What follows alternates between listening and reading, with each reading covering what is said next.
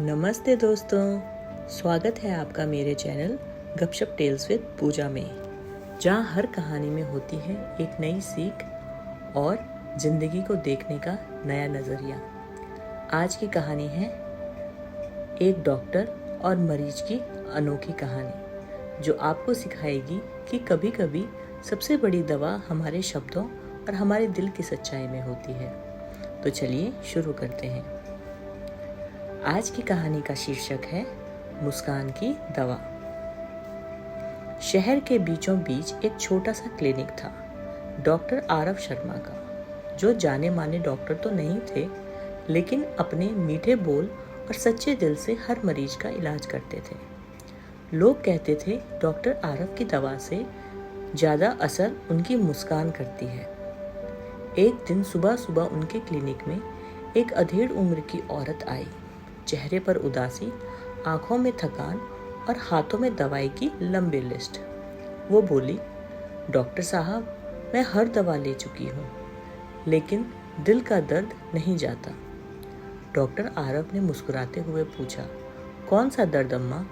वो बोली, पति को गए 5 साल हो गए हैं, बेटे विदेश में रहते हैं, अब घर खाली खाली लगता है, सब कुछ है पर चैन नहीं है। डॉक्टर आरव कुछ पल चुप रहे, फिर उन्होंने कहा, अम्मा, मैं एक दवा देता हूँ, लेकिन ये बाजार में नहीं मिलती। वो चौंकी, ऐसी कौन सी दवा?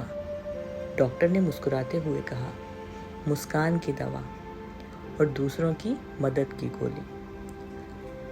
अम्मा ने भौहें चढ़ाई, ये मजाक है क्या?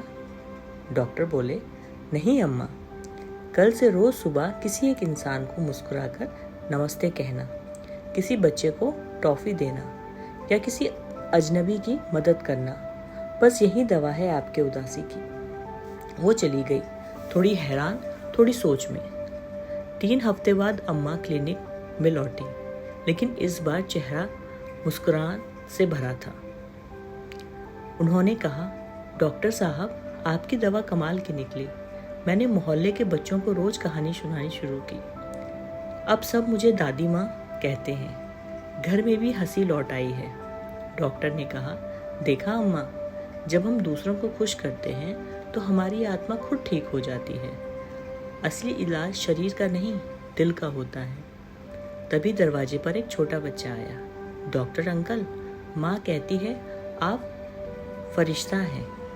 डॉक्टर आरव ने मुस्कुराकर कहा, नहीं बेटा, मैं तो बस मुस्कान बांटता हूँ, वही लौटकर मेरे पास आ जाती है। और बाहर आसमान में धूप खिली हुई थी, जैसे किसी ने उदासी पर मरहम लगा दिया हो। तो दोस्तों, कैसी लगी आपको ये मुस्कान की दवा कहानी? अगर आपको ये कहानी अच्छी लगी हो तो please like, share and subscribe my YouTube channel गपशप टेल्स विद पूजा। मैं पूजा फिर मिलूंगी एक नई कहानी और एक नई सीख के साथ। तब तक मुस्कुराते रहिए, क्योंकि आपकी मुस्कान किसी की दवा हो सकती है। Bye bye.